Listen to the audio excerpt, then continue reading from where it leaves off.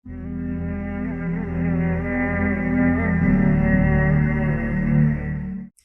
دو آیات میں عرض کر رہا تھا قرآن مجید کی عظیم ترین آیات میں سے ہے کہ گویا کہ سلوک قرآنی، یہ قرآنی تصوف ہے کہ کیسے دل کی سختی کو دور کیا جائے، کیسے دل کی اس زمین کو اثر نو ایمان اور اعمال صالحہ کی لہلہاتی ہوئی کھیتیوں سے آباد کیا جائے۔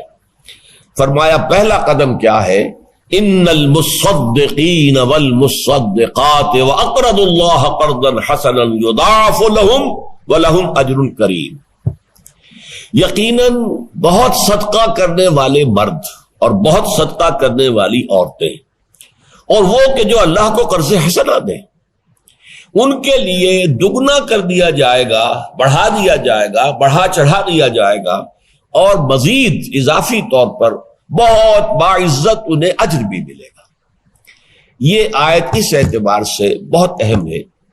کہ اول تو اس میں اللہ تعالی کی رضا کے لیے خرچ کرنے کے دو مدیں علیحدہ کر دی گئی۔ ایک ہے صدقہ۔ صدقہ جو ہے اصل میں ہے خیرات، غریبوں کے لیے، مسکینوں کے لیے، یتیموں کے لیے، یعنی انسانی برادری ہی کے اندر جو محرومین کا طبقہ ہے اس کی مدد، اس کی تکلیف کو ختم کرنے کی کوشش، بھوکے کو کھانا کھلانا، جس کے پاس لباس نہیں ہے اس کا تن ڈھانپنا، جو بیمار ہے علاج نہیں کر سکتا ہے اس کا علاج کروانا، وغیرہ وغیرہ۔ اور پچھلے زمانے میں ہوتا تھا راستے میں پیاؤ لگا دینا، پانی کا اہتمام کر دینا،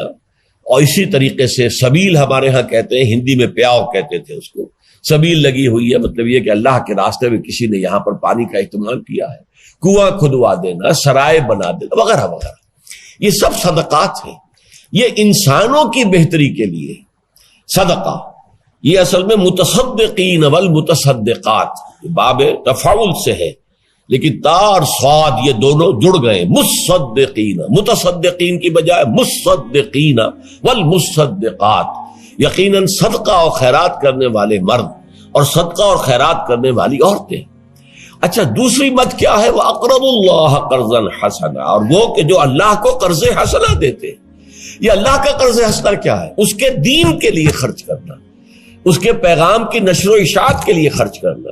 اس کے دین کو قائم کرنے کی جد و جہد کے لیے یہ اللہ کے لیے خرچ کر رہے ہیں۔ اب یہ انسانوں کے لیے نہیں کر رہے ہیں، اللہ کے لیے کر رہے ہیں، تو اسے اللہ تعالیٰ اپنے ذمے قرض سے تعبیر کرتا ہے، گویا کہ تم نے مجھے قرض دیا ہے۔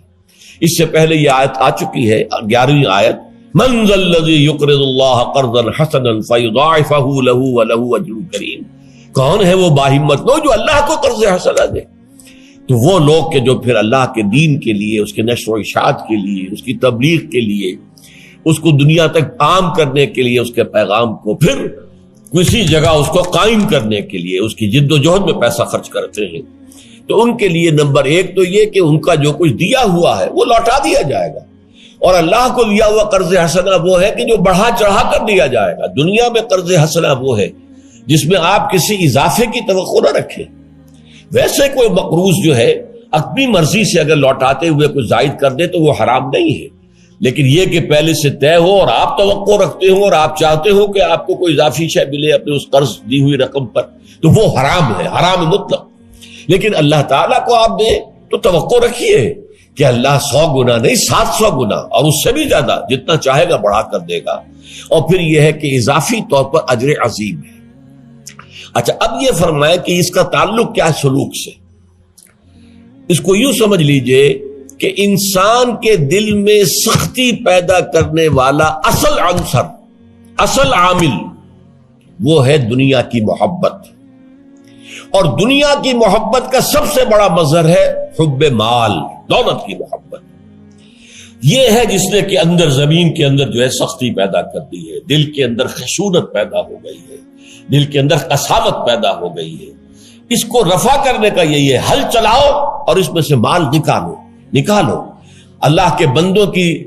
اذیتوں کو ختم کرنے کے لیے، تکلیفوں کو رفع کرنے کے لیے،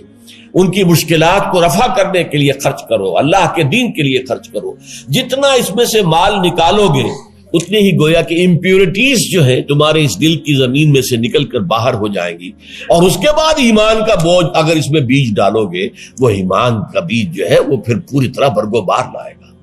زمین سخت تھی، بارش بھی پڑی لیکن وہ چلی گئی، قرآن بھی سنا لیکن اس کا کوئی اثر نہیں ہوا، اس لیے کہ دل اندر سے سخت ہے۔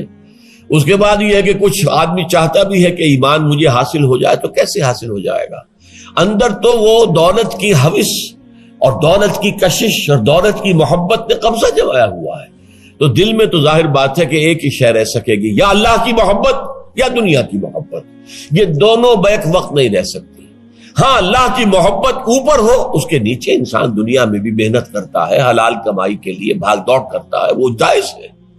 اللہ کی محبت بالا ترین ہو تو پھر اولاد کی بھی محبت ہو، کوئی حرج نہیں ہے، والدین سے محبت ہو، بہت ہی اچھی بات ہے، بڑی نیکی کا کام ہے، شوہر اور بیوی میں محبت ہو، بہت اچھی بات ہے، مطلوب شے ہے،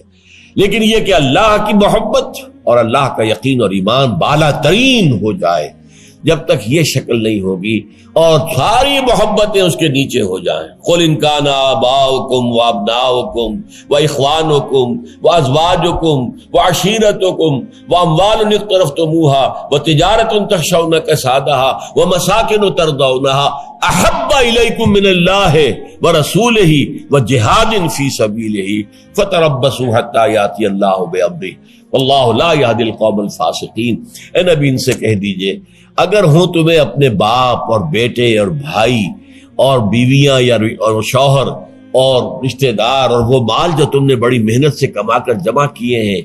اور وہ کاروبار جو بڑی محنت سے جمائے ہیں اور ان کی کساد کا اس میں تمہیں جو ہے سرد بازاری کا جو ہے اندیشہ رہتا ہے، خوف لاحق ہوتا ہے، اور پھر وہ مکان، وہ حویلیاں، وہ کوٹھیاں، وہ محل جو تم نے بنائے ہیں جو تمہیں بڑے محبوب ہیں، اگر ان 8 چیزوں کی محبت اللہ کی محبت سے، اللہ کے رسول کی محبت سے، اللہ کی راہ میں جہاد کرنے کی محبت سے اگر یہ چیزیں بالا تر ہے تو جاؤ، دفع ہو جاؤ، بیٹھو وہاں، انتظار کرو اللہ کے فیصلے کا، یہاں تک کہ اللہ کا حکم آ جائے، اور اللہ ایسے ناہنجاروں کو، ایسے فاسقوں کو ہدایت نہیں دیتا۔ تو یہ ہے مال کی محبت دل سے نکلے گی۔ اور ایک اور مقام پر آیا ہے سورہ بلد میں، فلقتحم العقبہ، یہ انسان جو ہے یہ گھاٹی کو عبور نہیں کر پایا۔ جیسے یہ ہے کہ ایک پہاڑی سفر آپ کر رہے ہیں، اس میں ایک بڑی تنگ گھاٹی آ گئی، اس کے بعد پھر کھلی وادی آ جاتی ہے، لیکن تنگ گھاٹی میں سے گزرنا ذرا کار دارت، تو وہ گھاٹی کا تصور دیا، فلقتحم العقبہ، یہ انسان گھاٹی کو عبور نہیں کر سکا، عبور کر جاتا تو آگے کھلا راستہ تھا، وہ گھاٹی ہی میں پھنس کر رہ گیا۔ فلقتحم العقبہ وما ادراک ما العقبہ، جانتے ہو یہ گھاٹی کیا ہے؟ فک رقبۃ، کسی گردن کا چھڑا دینا، کوئی غلام ہے اسے اپنے پیسے سے خریدا اور آزاد کر دیا۔ فک رقبۃ او اطعام، اور فی یوم ذی مسغبۃ، کھانا کھلانا تنگ دستی کے دنوں میں، جبکہ خود آپ کو لالے پڑے ہوئے ہوں، آپ کا راشن ختم ہو رہا ہے، آپ کو نظر آ رہا ہے، اور قحط کا عالم ہے، اس عالم میں بھی اگر آپ دوسروں کو کھانا کھلاتے ہیں، یتیماً ذا مقربۃ او مسکینا ذا متربہ، اس یتیم کو جو قرابت دار بھی ہے یا اس مسکین کو جو خاک میں رل رہا ہے، یہ ہے گھاٹی۔ اس گھاٹی کو اگر عبور کر جائے، ثم کان من الذین آمنوا وتواصوا بالصبر وتواصوا بالمرحمہ، پھر وہ شامل ہو جائے ان لوگوں میں جو ایمان لائے اور جنہوں نے ایک دوسرے کو انسان کے ساتھ ہمدردی کا سبق بھی دیا اور صبر کی تلقین بھی کی۔ یہ سما بہت اہم ہے۔ یوں سمجھیے کہ جیسے گاڑی کا معاملہ ہے کہ گاڑی کا بریک لگا ہوا ہے، آپ نے انجن آن کر دیا، اب آپ ایکسلریٹر کو دبا رہے ہیں تو گاڑی تو نہیں چلے گی، بریک لگا ہوا ہے بھائی،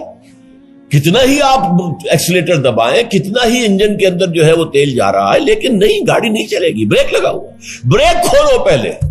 یہ بریک ہے جو تمہارے دلوں کے اندر لگا ہوا، مال کی محبت، دنیا کی محبت، یہ بریک ہے،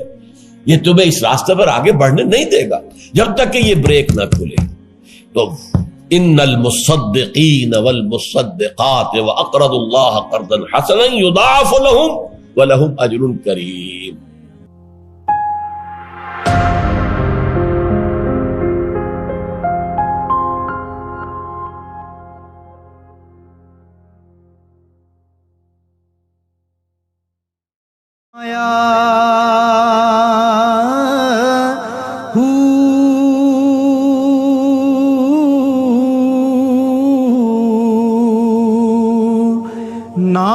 بھج